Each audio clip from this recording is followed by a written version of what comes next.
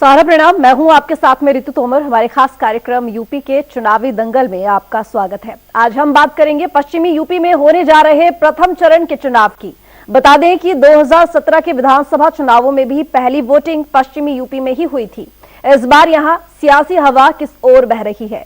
BJP क्या 2017 की तरह इस बार भी यहां बंपर जीत हासिल करेगी, या फिर इस बार जाटलैंड जीत की एक नई इबारत लिखेगा?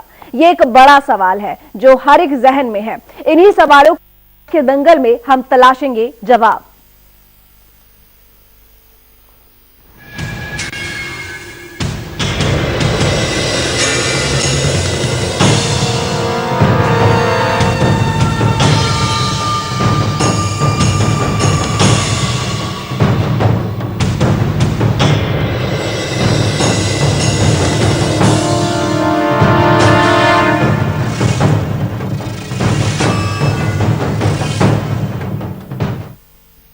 उत्तर प्रदेश में भारत की सबसे बड़ी आबादी निवास करती है। यहां दौर चल रहा है लोकतंत्र के महापर्व विधानसभा चुनाव का।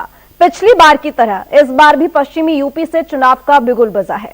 10 फरवरी को यहां मतदान होंगे। पिछली बार पश्चिमी यूपी से बीजेपी ने जो बढ़त हासिल की थी, उसे चुनाव के नतीजों के आखिर तक बीजेपी ने बरकरार रखा और बंपर जीत के साथ सूबे में योगी आदित्यनाथ के नेतृत्व में बीजेपी गठबंधन ने सरकार बनाई। क्या इस बार भी कुछ ऐसा होने जा रहा है? बड़ा सवाल है कि क्या जो शुरुआत में बढ़त हासिल करेगा उसे आखिरी दौर तक इसका फायदा मिलेगा। पश्चिमी यूपी की सियासत का असर क्या उत्तर प्रदेश के बाकी इलाकों में भी दिखेगा, या फिर 2022 के चुनावों में इसका कोई राजनीतिक महत्व नहीं होगा? बात करें 2017 के चुनाव की, तो बीजेपी की सुनामी लहर ने पूरे उत्तर प्रदेश को समेट लिया था। बीजेपी ने जाटलैंड में 66 सीटों पर बंपर जीत हासिल की थी। वहीं समाजवादी पार्टी को सिर्फ 4 सीटें, कांग्रेस को 2 और आरएलडी को महज 1 सीट पर जीत मिली थी। बता दें कि पश्चिमी यूपी के 16 जिलों में कुल 136 विधानसभा की सीटें हैं। इनमें से केवल 27 सीटों पर बीजेपी चुनाव हारी थी। 2017 में जहां एसपी और कांग्रेस के बीच गठबंधन था, वहीं इस बार एसपी और आरएलडी के बीच गठबंधन है। पिछली बार बीजेपी की विरोधी दलों को 27 सीटों पर जीत हासिल हुई थी और बीजेपी ने 66 विधानसभा सीटों पर भगवा झंडा फहराया था। कयास लगाए जा रहे हैं कि इस बार बीजेपी को समाजवादी पार्टी और राष्ट्रीय लोकदल का गठबंधन कड़ी टक्कर दे रहा है। 2017 के चुनावों से पहले पश्चिमी यूपी में हुए सांप्रदायिक दंगों के बाद वोटों का ध्रुवीकरण देखा गया और बीजेपी को बंपर जीत मिली थी। वहीं इस बार अखिलेश यादव हारी बाजी को पलटना चाहते हैं। गौरतलब है कि इस बार कांग्रेस की कमान राहुल गांधी के हाथों में नहीं, बल्कि यूपी प्रभारी प्रियंका गांधी के हाथों में है। लड़की हूं, लड़ सकती हूं के नारे के साथ कांग्रेस यूपी की सियासती में नई पारी खेल रही है और अकेले चुनावी मैदान में ताल ठोकती नजर आ रही हैं। वहीं अखिलेश यादव छोटे दलों के साथ लेकर मुख्यमंत्री योगी आदित्यनाथ की सत्ता को पलटकर अपनी सरकार बनाने में जुटे हुए हैं। कौन जीतेगा यूपी का चुनावी दंगल? राजनीतिक दलों का क्या है चुनावी प्लान? क्या उत्तर प्रदेश का चुनाव तय करेगा भारत का भविष्य, या एक बार फिर योगी है कि नारे के साथ भारतीय जनता पार्टी दोबारा यूपी की सत्ता में वापसी करेगी? इन्हीं मुद्दों पर हम करेंगे चर्चा, परिचर्चा। तो शुरू करते हैं आज का चुनावी दंगल। हमारे साथ खास मेहमान भी जुड़ रहे हैं। तो सबसे पहले मैं स्वागत करना चाहूंगी, इस वक्त हमारे साथ जुड़े हुए हैं senior journalist RB Upadhyay ji. बहुत स्वागत है आपका सहारा समय पर सर। इसके साथ ही हमारे साथ जुड़े हुए हैं दीपक विज, समाजवादी पार्टी से हमारे साथ है, आपका स्वागत है सहारा समय पर सर। इसके साथ ही आरएलडी से हमारे साथ सुरेंद्र शर्मा जुड़े हुए हैं, आपका भी स्वागत सुरेंद्र जी सहारा समय पर। और इसके साथ ही शैलेंद्र दुबे हमारे साथ जुड़े हुए हैं, वरिष्ठ पत्रकार, आपका भी स्वागत हमारे साथ सहारा समय पर। तो सबसे पहले मैं आपके पास आना चाहूंगी आरबी उपाध्याय जी, वरिष्ठ पत्रकार आप हैं, आपसे ये जानना और ऐसा कहा जाता है कि जिसके साथ जाट उसके ठाट। फिलहाल सियासी समीकरण क्या कह रहा है? सियासी हवा किस ओर बह रही है? किस पार्टी को फायदा होगा? देखिए, आज की तारीख में अगर कैलकुलेट किया जाए तो बड़ा क्लियर है ऋतु कि जिस तरीके से गठबंधन है आरएलडी और एसपी का समाजवादी पार्टी के साथ, तो एक बढ़त बनाए हुए क्यों सिंपैथी जाटों की आरएलडी के साथ है। जिस तरीके से बड़े चौधरी गए हैं और लोकदल को जिस तरीके से एक अस्तित्व का संकट आ गया है, तो वहां मैं देख रहा हूं कि एक बहुत बड़ा चेंज एक्चुअल में दिख रहा है। लेकिन समय के साथ चीजें आज जो दिख रहा है कल वैसा ही रहेगा इलेक्शन तक, इस बात की कोई गारंटी नहीं है। मेरे तो यहां तक भी सूत्रों से पता कि बीजेपी ऐसा कर सकती है, बालियान या किसी दूसरे बड़े नेता को, जाटों के बड़े नेता को सीएम का चेहरा या डिप्टी सीएम का चेहरा उस तरीके से कोई एक घोषित करे और वोटिंग से पहले, तो अभी बहुत सारे तीर में हैं। और आप देख रहे हैं कि जैसे कुछ लोग छोड़ के इधर ज्वाइन कर रहे हैं, कुछ उधर ज्वाइन कर रहे हैं। इंटरनल सूत्र तो यहां तक बता रहे हैं कि भी हो सकता है कि बीजेपी आरएलडी को अपने साथ ले ले, क्यों सीट शेयरिंग में जो एक पेच अभी फंसा हुआ है, क्लियर नहीं। और आज भी एक खबर थी कि शायद वो नहीं गए हैं मीटिंग में, अखिलेश की मीटिंग में, तो अभी चीजें और क्लियर नहीं है। लेकिन आज की डेट तक हम जो देखें, जो गठबंधन है उस तरीके से एसपी मजबूत होती हुई दिखा रही है, एक परसेप्शन बन रहा है। चाहे वो मौर्य जी के आने से है या एमएलए जिस तरीके से इस्तीफा देके बीजेपी ज्वाइन कर रहे हैं। क्यों देखिए, बहुत सारे जो लीडर हैं ना, वो मौसम विज्ञानी होते हैं, वो देखते हैं कि भी कौन जीत रहा है, जो जीत रहा है उसके साथ एक्चुअल में वो लग लेते हैं, रिजाइन करके वहीं ज्वाइन करेंगे। हमने देखा कि भाई बीजेपी ने उत्तराखंड में सारे एमएलए थे, उन्हें दिख रहा है कांग्रेस वहां एक बार जीतती है, एक बार बीजेपी जीतती है, तो बहुत सारे कांग्रेस के लीडर और बीजेपी ज्वाइन कर ली और वो जीते भी और सरकार बनी। तो अभी देखिए जो ट्रेंड चल रहा है, कब कौन कहां पलटी मारेगा अभी नहीं कहा जा सकता। अभी तो टिकट कटेंगे, तब आप देखिए कौन कहां जाएगा, एसपी का टिकट कटेगा, किसके साथ जाएगा, बीजेपी का टिकट कटेगा, कहां जाएगा, तो अभी परिदृश्य क्लियर नहीं है। लेकिन हम आज की डेट तक हम जो कैलकुलेशन कर रहे हैं कि जिस तरह समाजवादी पार्टी अभी आरएलडी, अभी मौर्य जी आ जाते हैं, उनका एसपी ज्वाइन करना, तो कहीं ना कहीं प्लस में समाजवादी पार्टी के पक्ष में एक हवा, एक परसेप्शन आम आदमी के जहन में जा रहा है कि भी सत्ता में समाजवादी पार्टी आ रही है। उसको दूसरे तरीके से ये भी देख सकते हैं कि जब लीडर ये समझ रहे हैं कि भी सत्ता में आ रहे हैं, तभी तो वो छोड़कर जिधर पलड़ा बाहरी है उधर आ रहे हैं। अब जातीय कैलकुलेशन देख लीजिए, भाई राजभर के जो वोट हैं तो वो राजभर जी के साथ हैं, तो वो एक गठबंधन है तो वो वोट मिलेगा, चाहे तो मौर्य के वोट मिलेंगे। उधर मुस्लिम वोट समाजवादी पार्टी को, जो बीजेपी को हरा रहा होता है उसके साथ जाता है वो समुदाय, तो वो वोट भी मिलेगा। 2017 से पहले दंगा हुआ था तो आरएलडी का जो गणित था वो खराब हो गया था। आप देखेंगे जाट और मुस्लिम मिलकर वोट करते थे तो आरएलडी सत्ता में आती थी और उसकी सीटें बढ़ती थी। लेकिन जैसे दंगा हुआ तो वो जो एक गठजोड़ था वो टूटा। पहली बार वो ऐसा हुआ कि भी जाट और मुस्लिम एक दूसरे के जानी दुश्मन हो गए और उसका बेनिफिट ध्रुवीकरण हुआ। तो बहुत सारे नए नेता निकले उसमें, जिन लोगों ने उस समय बयानबाजी की थी और उनको बीजेपी ने भी अवार्ड भी दिया और वो बड़े नेता हो गए। तो अब जो हालात हैं बिल्कुल बदले हैं। पानी बहुत बह चुका है दरिया में। 2017 में जो समीकरण थे, और वैसे भी आप देखेंगे कि डे बाई डे जो वोटों का परसेंटेज है बीजेपी का वो गिर रहा है। चाहे वो 2014 से 2017 ले लीजिए, 2017 से उसके बाद जो इलेक्शन हुए, तो सारे ट्रेंड बड़े कहीं ना कहीं एक चिंता की लकीर पैदा करते हैं। आज की डेट में तो देखिए यादव M+Y समाजवादी पार्टी के साथ, राजभर भी मान लीजिए उनके साथ आ जाते हैं, मौर्य उनके साथ आ जाते हैं, जाट उनके साथ आ जाते हैं।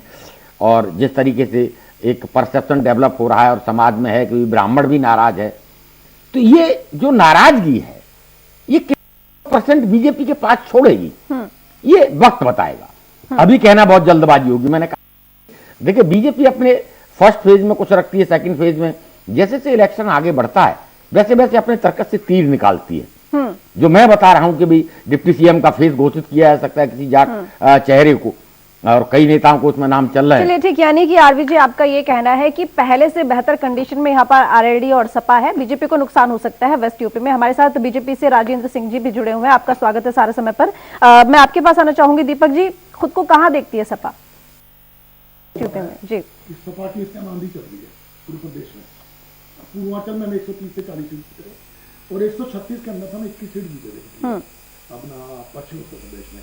और इस बार जनजी भी हमारे साथ है और यूपी गवर्नमेंट के जो भी अपने कर्म हैं और जो भी उनका भ्रष्टाचार का मामला है, जो भी उनके अंदर आप देखिए, जो उन्होंने नफरत की जो आंधी फैलाई है इस पूरे प्रदेश के अंदर, उसका जो है हमें फायदा मिलेगा और 100% जो है हम इस बार कम से कम 66 सीट पार करेंगे 136 के अंदर से पश्चिम उत्तर प्रदेश।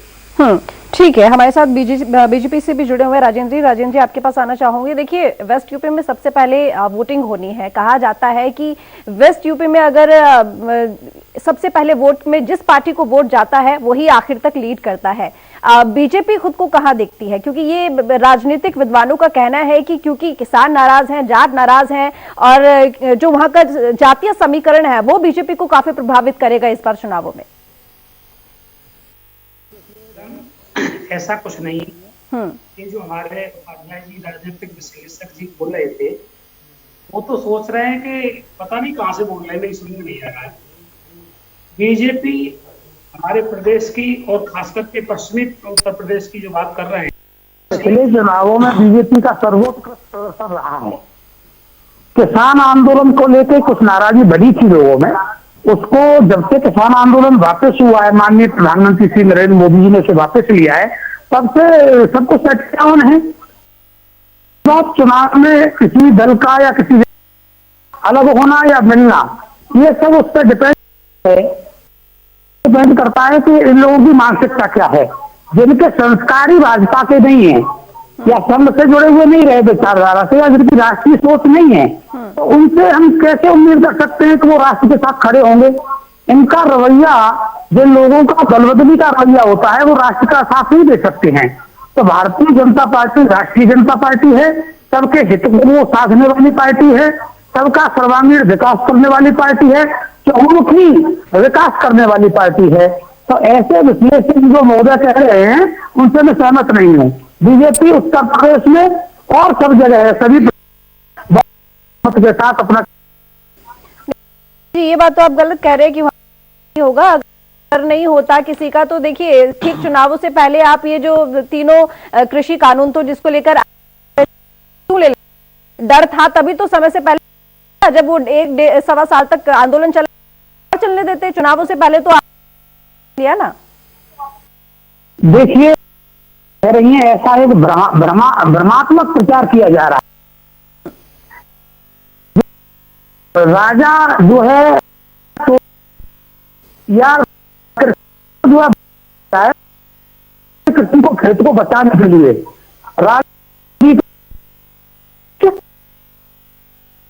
के कॉल को होल्ड पर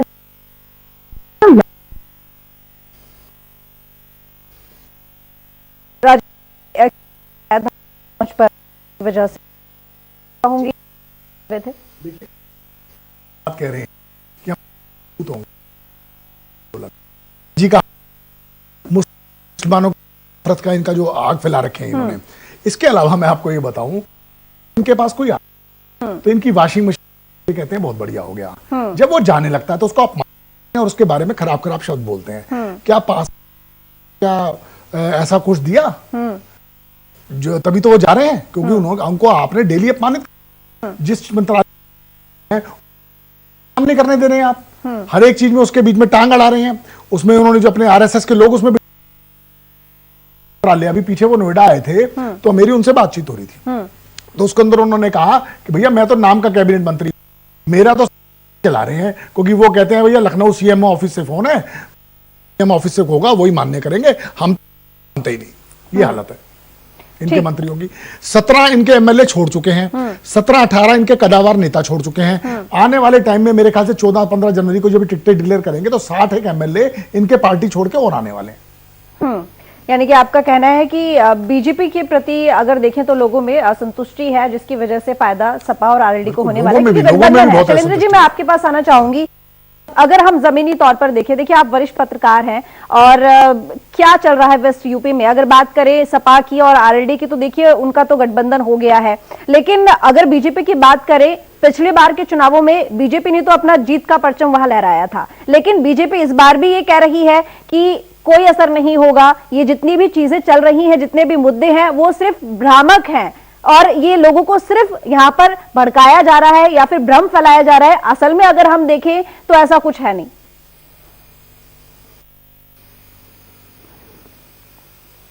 तमाम साथियों के द्वारा जो प्रचर्चा की जा रही है उसमें कुछ फैक्ट आपके सामने शेयर कर।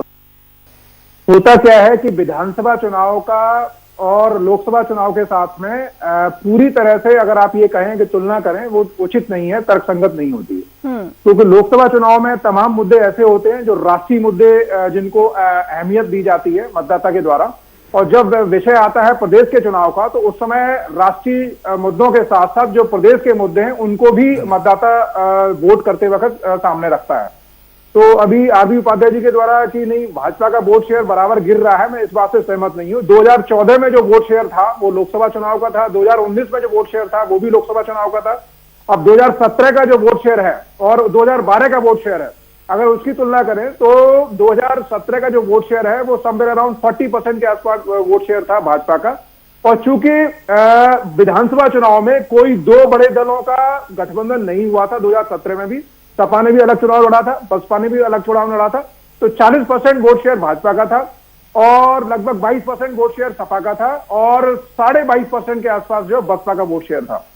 तो अगर आप ये आज जो कुछ तमाम जो किसान का आंदोलन ले लीजिए या तमाम और जो चीजें आ रही हैं, वो है क्या कि भाजपा ने जिस तरह की थंबिंग मेजॉरिटी ली थी 2017, 312 सीटें खुद थी और उनके जो अलाइंस पार्टनर थे उनको मिला के 350 सीट थी, जिस तरह की मीडिया रिपोर्ट्स आ रही हैं और एक एंटी कन्वेंसी को देखते हुए भाजपा क्या है कि बड़ी संख्या में अपने एग्जिस्टिंग एमएलए का टिकट तो काटेगी। लगभग मेरा जो अनुमान है 50 से ऊपर जो विधायकों का टिकट कटेगा। अब जिनका टिकट कटता है तो वो क्या करेंगे, जो बहुत लॉयल लोग होंगे वही रिटेन करेंगे, अदरवाइज क्या है कि वो स्विच ओवर पार्टियों में जाने का प्रयास करते हैं। मैं आपको बड़ा रेलेवेंट एग्जांपल करता हूं वेस्ट बंगाल का। वेस्ट बंगाल में तृणमूल कांग्रेस से सबसे अधिक लोगों ने पार्टी छोड़ी और उन्होंने भाजपा को ज्वाइन किया, लेकिन भाजपा वहां सत्ता में तो नहीं आ पाई ना। बिल्कुल। तो लोग होता क्या है कि पहलू भी देखने की आवश्यकता है कि जो लोग छोड़ के जा रहे हैं कहीं वो एंटी इनकम्बेंसी का सिर पर बोझ तो नहीं ढोके ले जा रहे हैं, उल्टा हो सकता है उससे कि जो सपा को नुकसान उठाना पड़े जो। तो ये भी विश्लेषण की आवश्यकता है। और जिस समय आप जो टिकट जब आप बंटवारा घोषणा करेंगे तो तमाम एक बड़ी संख्या में दूसरे दल से जो लोग आएंगे टिकट देते हैं, तो जो आपके अपने लोग हैं, अभी समाजवादी पार्टी पहले तो ये डिसाइड करे कि 403 सीटों में से कितने पे खुद लड़ने जा रही है, कितनी सीटें 350 पे लड़ रहे हैं, कितनी सीटें दे रहे हैं, राष्ट्रीय अध्यक्ष जी घोषणा कर चुके हैं। ये बड़ा जो है विवेचना का विषय है और आने वाले समय में करीब करीब जो है आपको 15 दिन हर चरण में मैं देखने की आवश्यकता है। 26 जनवरी तक जो है आप ये देखिए कि तमाम जो है पाला बदल होगा। अभी एग्जांपल कोट कर दूं, सिरसागंज विधानसभा पड़ती है आपकी, मैं चूंकि उत्तर प्रदेश से ही आता हूं, तो वहां के एग्जिस्टिंग एमएलए समाजवादी पार्टी के छोड़ के और जो कि मुलायम सिंह के समधी भी है और वो जो है भाजपा में ज्वाइन कर लिया उन्होंने। तो ऐसा है कि हर जो व्यक्ति या नेता है वो अपने अस्तित्व को बचाने के लिए इस तरह के प्रयास तो करेंगे, लेकिन देखना यह है कि सरकार के खिलाफ क्या इस एंटी इनकम्बेंसी क्रिएट हुई है या नहीं हुई है। मुझे नहीं लगता जिस तरह का ये जो लास्ट मोमेंट में, मैं इन सब में एक बहुत रेलेवेंट एग्जांपल कोट करता हूं, इन सब में अगर किसी की तारीफ में करना चाहूंगा तो ओम प्रकाश राजभर की करना चाहूंगा। उन्होंने जिन मुद्दों को लेकर विरोध था तो उन्होंने सरकार से मंत्री पद को छोड़कर 1.5-2 साल पहले ही हट गए। तो उनका तो चलो समझ में आता है कि हाँ भाई आपने समय रहते मंत्री पद का जो है आपको लोभ नहीं था, आप हट गए। बिल्कुल, लेकिन जो लोग राजनीति का आरोप नहीं उनके ऊपर, नहीं लगता इनको किसी तरह का लाभ मिलेगा। ठीक है, मैं आपके पास आना चाहूंगी सुरेंद्र जी। देखिए, किंग मेकर कहे जा आरएलडी वाले, हालांकि पिछले चुनावों की अगर हम बात करें तो 2017 में कुछ उलट ही हमें देखने को मिला, लेकिन इस बार ये कहा जा रहा है, जो हवा चल रही है कि काफी मजबूत तौर पर आप बीजेपी को टक्कर दे सकते हैं सपा के साथ में आके। लेकिन आप ये बताइए कि आप आखिर क्या मुद्दे लेकर लोगों के बीच में जा रहे हैं, वेस्ट यूपी में खासकर?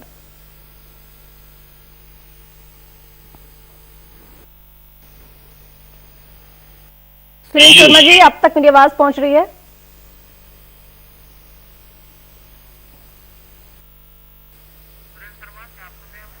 सुरेंद्र की आवाज पहुंच रही है अब तक? मुझे सुन पा रहे हैं आप? लगता है हमारा संपर्क, तक दोबारा कोशिश करेंगे संपर्क साधने की।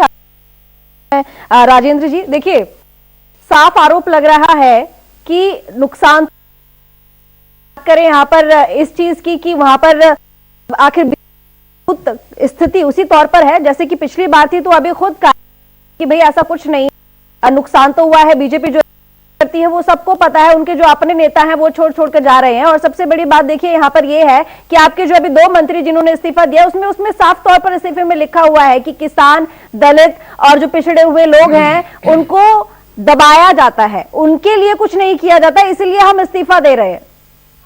और आप कह रहे हैं ऐसा कुछ है नहीं। देखिए, मैं एक बात कहना चाहूंगा आपको, आपके चैनल के माध्यम से। हाँ, जो डूबता है वो ज्यादा छटपटाता है। बीजेपी समुद्र की तरह है, उसमें तमाम मछलियां आएंगी जाएंगी, छटपटाएंगी, कुछ की डेथ भी हो जाएगी, कुछ किसी का भविष्य दांव पे लग जाएगा, कोई अपने कैरियर को बचाने जा रहा है उसका कैरियर खत्म हो जाएगा। किसी ने भाजपा में आके कैरियर बचाया और बनाया था, अब उनको अपनी औकात का पता चल जाएगा। और भी जाएंगे, बहुत लोग जाएंगे और जा सकते हैं, और बहुत लोग आएंगे भी। अभी ये गठबंधन भी अभी फाइनल सेटल डाउन नहीं है। नहीं राजेंद्र जी, डूबते जहाज से ही चूहे भागते हैं। मैं ठीक कर देती हूँ, आप जो बोल रहे हैं डूबते जहाज से चूहे भागते कहना चाहते हैं ना, तो यानी कि बीजेपी डूब रही है इसलिए ये जो तमाम लोग हैं वो भाग रहे हैं। मैं ये कह रहा हूँ कि पानी में जो डूबता है वो ज्यादा छटपटाता है। हाँ, बीजेपी छटपटा नहीं रही है, बीजेपी तो विकास कर रही है, चारों ओर विकास है। मैं आपसे ये कह दूं और बता दूं चैनल के माध्यम से, जितना विकास राष्ट्रीय स्तर पर और जितनी छवि अंतरराष्ट्रीय स्तर पर आदरणीय नरेंद्र मोदी जी ने देश की और पार्टी की बनाई है, उतना किसी भी पार्टी में या ये सब मिल जाए तो भी कोई दम नहीं है कि वो जो पार्टी को लीड कर पाएंगे बीजेपी को। और जैसे H+O2 H2 होता है, अब O2 में ये सब आ जाएंगे और H अकेला ही काम करेगा। ऐसे बीजेपी अपने दम पे ही इस चुनाव को निकालेगी, और ऐसा हमारा उम्मीद और विश्वास कह रहा है। हमारे कार्यकर्ता बूथ स्तर पे हैं, इनका कार्यकर्ता नहीं है, इनका डिजिटल सिस्टम भी नहीं है। दल वाले आपका साथ छोड़ने वाला ये तो डिजिटल सिस्टम का ही रोना रो रहे थे कि हम कैसे पार्टी के लोगों को पहुंचेंगे, विजुअल प्रचार कैसे करेंगे। इनका तो कहानी अलग ही है। ये चोरी करवा सकते हैं, ये भैंसचोर हैं, ये जो है मर्डर करा सकते हैं, ये हिंदुओं का। अरे कुलदीप सेंगर जी, कुलदीप सेंगर जी, आप देखिए मर्डर भी कराया, बलात्कार भी किया। चिन्मयानंद जी की वीडियो देखिए आप, नंगी वीडियो उनकी आई। मनीष गुप्ता को गोरखपुर में आपने मारा, अरे हाथरस के अंदर आपने पेट्रोल डाल के निर्भया कांड किया। आप कैसी बातें कर रहे हैं? आपसे मुख्यमंत्री पे खुद कितने केस रहे, कैसी बातें कर रहे हो? ऐसा इतिहास में पहला मुख्यमंत्री है जिसने अपनी सत्ता रहते हुए अपने केस वापस लिए। अरे आपसे गुंडी पार्टी तो कोई है ही नहीं। सारे आप वो वॉशिंग मशीन हो, गुंडे आ जाए तो मीठा मीठा कड़वा तू आपसे खराब पार्टी कौन है? अभी लिखा हुआ है सारी अपराध व्यवस्था उत्तर प्रदेश में सबसे खराब है। चेन बहन के बाद घूम नहीं सकती रोड पे, अभी 2 मोटरसाइकिल वाले आ जाएंगे, ऐसी बातें कर रहे हैं। राजेंद्र जी को बात पूरी करनी चाहिए। अगर आप दोनों एक साथ बोलेंगे तो जाहिर बात है कि दर्शक सुन नहीं पाएंगे। हाँ बिल्कुल, राजेंद्र जी बात पूरी कीजिए। मैं ये कह रहा हूँ कि ये श्रीमान कह रहे हैं कि इनका इतना अच्छा राज था तो इनकी सरकार क्यों चली गई? ये तो 20 साल से क्यों नहीं आए? अरे 20 साल में हम 2 बार रहे, 2002 से 2007, 2012, 2017। आपको कुछ पता ही नहीं है? आप 20 साल क्यों नहीं आए फिर? अरे कैसी बातें कर रहे हैं आप? बीज बो के उसकी फसल काटी आपने 2017 में, जो बार नहीं कटेगी। अब आप देखना 2022 में आएंगे और 15-20 साल राज करेंगे। क्या बात करते हो आप? आपने तो गुंडे बदमाश कर रखे हैं अपनी पार्टी में। देखिए जन्म से पहली पार्टी गुंडे बदमाश की है, कैसी बातें कर रहे हैं आप? दीपक जी बिना जानकारी है आप दोनों बोलेंगे शांत रहिए। एक करके बात कीजिए, राजेंद्र जी को बोलने दीजिए, फिर मैं आपके पास आऊंगी। ये कदापि असंभव है। जनता समझ चुकी है आपके खेल को, पूरी जनता जानती है, समझदार है, नई पीढ़ी जानते हैं सब चीज को। आप मदारी हैं आप। ठीक। देखिए राजेंद्र जी का ये कहना है यहाँ पर कि उन्होंने बहुत काम किया, विकास किया है, तो उनकी पार्टी को वोट मिलेगा। और आप दीपक जी आप कुछ बोलने चाह रहे थे, बोलिए, मुझे उसके बाद सुरेंद्र जी के पास जाना है। इनके में इंटरनल लड़ाई इतनी चल रही है, बाबा से राजनाथ सिंह जी की लड़ाई चल रही है कि भैया उन्होंने अपना बेटा चीफ मिनिस्टर बनाना है। वो बाबा उधर से वो शर्मा जी आ गए गुजरात से, कैडर के मोदी जी चाह रहे थे उनको डिप्टी चीफ मिनिस्टर बना के, उसके बाद उनको सीएम बना दिया। आपके पास आना चाहूंगी सुरेंद्र जी, मैं आपके पास आना चाहूंगी। आप ये बताइए, देखिए किंग मेकर कहा जाता था आरएलडी को, लेकिन 2017 में हमने देखा कि क्या हासिल हुआ। अब इन चुनावों में खुद को कहां देखते हैं आप? हेलो, हाँ जी, मेरी आवाज मिल रही है सुरेंद्र जी आपको? जी सुनो, ये आवाज मिल रही है, बताइए आप। हाँ जी, ये बताइए, देखिए किंग मेकर के तौर पर पहचान होती थी आरएलडी की वेस्ट यूपी में, लेकिन 2017 के चुनावों में हमने देखा कि क्या हाल हुआ पार्टी का। अब 2022 के चुनावों में आप खुद को कहां देखते हैं वेस्ट यूपी में? किन मुद्दों को लेकर आखिर आप जनता के बीच में पहुंच रहे हैं? देखिए, हमारा जो है जनता के बीच में सीधा किसान है, खेत है, महंगाई है, बेरोजगारी है, कोविड का मिस मैनेजमेंट है, ये सब के मुद्दे जो है महत्वपूर्ण है। क्या लगता है आपको? इन्हीं पर हमें जो है ना वोट मिलेंगी। और आज हम जो है काफी अच्छी स्थिति में हैं, पश्चिम उत्तर प्रदेश में नहीं बल्कि पूरे प्रदेश में हम लोग काफी सशक्त स्थिति में उभरे हैं। कारण चीज हमारे वादा है कि हम बीजेपी को हर दशा में रोक देंगे, उनका रथ रोक देंगे। हम पहले चरण से लेकर अंतिम चरण तक जब पहुंचेंगे तो स्पष्ट बहुमत और बहुत ऐतिहासिक जीत होगी हमारी, हमारे गठबंधन की। ठीक है। देखिए, समय अब समाप्ति की तरफ है। मैं आर्य उपाध्याय जी आपके पास आना चाहूंगी, एक लास्ट कमेंट। देखिए, मैंने पहले भी कहा था कि भी चीजें समय के साथ बदलेंगी। आज जो चीजें हैं, कल आप जैसे आगे बढ़ेगा वैसे वैसे बदलाव आएगा। हर पॉलिटिकल पार्टी अपने आप को ये कहती है कि भी हम अच्छे हैं, मेरा वो नहीं है। देखिए, विकास का मतलब ये होता है समाज का अंतिम व्यक्ति है उस तक विकास पहुंचे, वही विकास अच्छा विकास माना जाता है। चंद लोगों का विकास हो जाने के साथ हम ये कहें कि नहीं जी देश का विकास हो गया, तो वो बेईमानी लगता है। देखिए, सबको पता है कि भी आर्थिक हालात ठीक नहीं है, किसान में असंतोष है, बेरोजगारी दर बढ़ी है, इकोनॉमिकली आप देखेंगे तो कोई भी छोटा मोटा रोजगार कर रहा है उसका रोजगार भी कहीं ना कहीं चौपट हुआ है और लोग बेरोजगार हुए हैं, ये कोई नकार नहीं सकता है इस बात को। तो इन सब चीजों रेमेडी क्या होगी, क्योंकि बीजेपी का अपना प्लान होता है, समय समय पर अपने आप को करेक्ट करते हैं। तो इन सब समस्याओं से किस तरह निजात पाना है, बीजेपी कितना अपने आप को करेक्ट कर पाएगी, कितना बदलाव, जैसे मैंने कहा कि आरएलडी को बीजेपी अपने साथ ले सकती है, तो हम जो आरएलडी अगर बीजेपी के साथ चली जाती है तो आप तो बहुत कम वक्त बाकी रह गया। मुझे नहीं लगता कि ये सब चीजें हमें अब देखने को मिलेंगी। माफ कीजिएगा, देखिए इस समय आप समाप्ति की तरफ है। आप सब मेहमानों का बहुत शुक्रिया हमारे साथ चर्चा में शामिल होने के लिए। लेकिन देखिए, सबसे बड़ी बात ये, बहुत ज्यादा वक्त अब चुनावों के लिए नहीं है। 10 फरवरी की अगर हम बात करें तो सबसे पहले वोटिंग होगी और वेस्ट यूपी में सबसे पहले वोटिंग होगी। ये कहा जाता है कि जिस पार्टी को सबसे ज्यादा वोट मिलता है वो आखिरी चुनाव तक लीड होती है पार्टी और उसी के सर पर ताज आता है। वाली बात होगी कि आखिर इन चुनावों के परिणाम में किसके सर पर जीत का ताज सजेगा। आज की इस चर्चा में फिलहाल इतना ही। मुझे दीजिए इजाजत। सहारा प्रणाम।